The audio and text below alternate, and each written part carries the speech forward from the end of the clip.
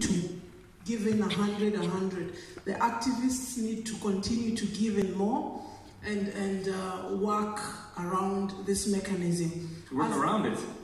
Work, not around it, but work for it, for us to actually realize this SDGs. As I finish kindly, I want to just say that the speakers that spoke before us, there's somebody that said that they don't like the word third world.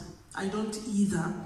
And as a person that comes from Africa, I think these derogatory words need to not be there in the 21st century.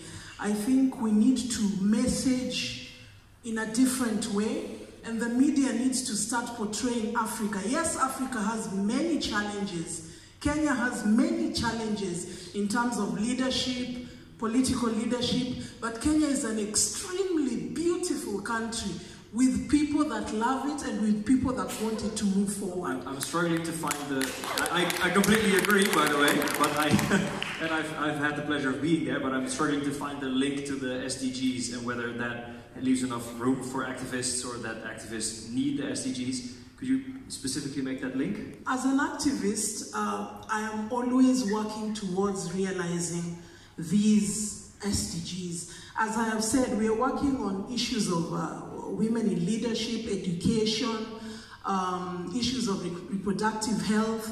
So these are things that are there in the SDGs. And so as I do my little part, I think I'm trying to make that realized in the society.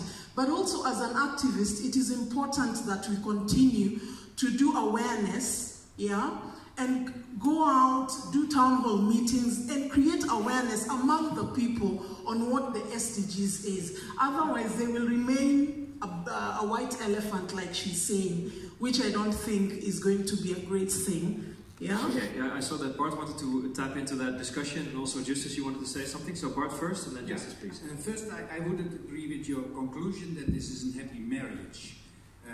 I was hoping someone would disagree with me when I have some kind of a debate. First, I'm happily married and I don't need another marriage, but yes, I'm in for adventures. And this marriage, the SDGs, as Sasha correctly says, is a framework for accountability, for responsibility, for joint action. So it's not an entity where you're married to, it's a framework that convene, that instead of diverging activities, try to converge activities. And that's not only, when we talk about activists, we often think of citizens, but I think we have to assemble all kinds of activists throughout government, throughout political parties, throughout institutions, throughout financial institutions there. And that's the other part of the reason why I don't agree with the term marriage, because it's such an institutional term. And I think we have to think beyond the interests of our sheer institutions. We have to think of our common purpose, and there this SDGs very, very well define a kind of joint perspective, inviting perspective. So we have to think beyond the institutional interests of my own constituency, for NGOs. We really have to think, where can we join forces, using each other's complementary competencies to get to the tipping point that accelerate our progress towards the SDGs. But what if you're an activist who doesn't support one of these 17 goals, but is about something completely different? Now all the convergence and the activities are all about the SDGs.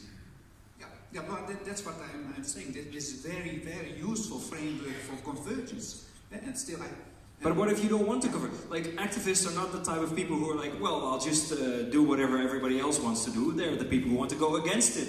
And now they have this institutional framework that they have to kind of deal with, even though they might have a different goal than one of the 17 in the SDGs. Yeah, but, every activist in the world is going for a better world. But the better world for some others is a bad world. A populist can also be an activist. There are financial activists. They're working for their own world, for their own better world, not for others. And there the SDGs come in because we have a joint framework which defines a better world on a broad consensus with a lot of input from NGOs, from governments, for all people. So that's the thing. Okay, Justus, I promise you the word, and then, of course, Sasha, I'm coming to you as well. Yes, I think the marriage between activism and SDGs should have been a very happy marriage. From the formulation of the goals, you would note that there is a sort of inclusion. As the human rights defenders, NGOs, civil society organizations were factored in the formulation of the goals, the 17 goals we have. Then, in implementation, it is the governments of respective countries that have the responsibility of implementing those goals. And you would agree with me, those of us from Africa, that most of these government activities are shrouded in secrecy. There is lack of transparency. And it is transparency that drives accountability. Wherever there is no transparency, you would note that accountability will be grossly lacking. And that is the case of Africa. If you ask me, I think that if there is any continent in the world that needs the quick implementation of these goals, it is Africa. Africa, I listened to one of the panelists earlier on who talked about the issue of people being called migrants and others being called expatriates. Whereas I am not pessimistic. However, it is how you present yourself that people would carry you. We have presented ourselves in the past years. I challenge my African brothers here. In the past years, in governance, we've presented ourselves as underdogs. And there is need for us, the younger generation of Africa, to strike a new trajectory. Until that is done, you don't demand respect, you earn it.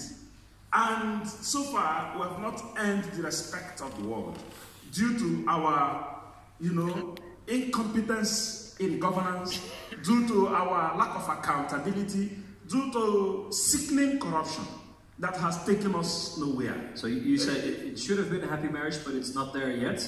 I'm going to ask you to round up, because I want to give Ms. Gabizon the floor, and then we go to the audience, of course, and we invite the members of parliament back on stage. Is that was it?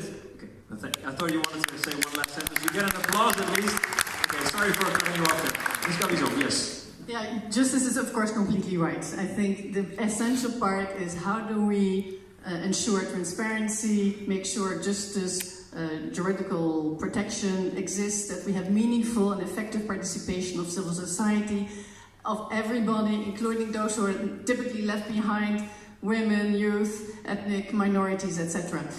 And I think what we do have with the SDGs is a human rights-based framework. Although it has been weakened a little bit in the targets, the difference with the MDGs is that the SDGs say this is about achieving these goals for everyone.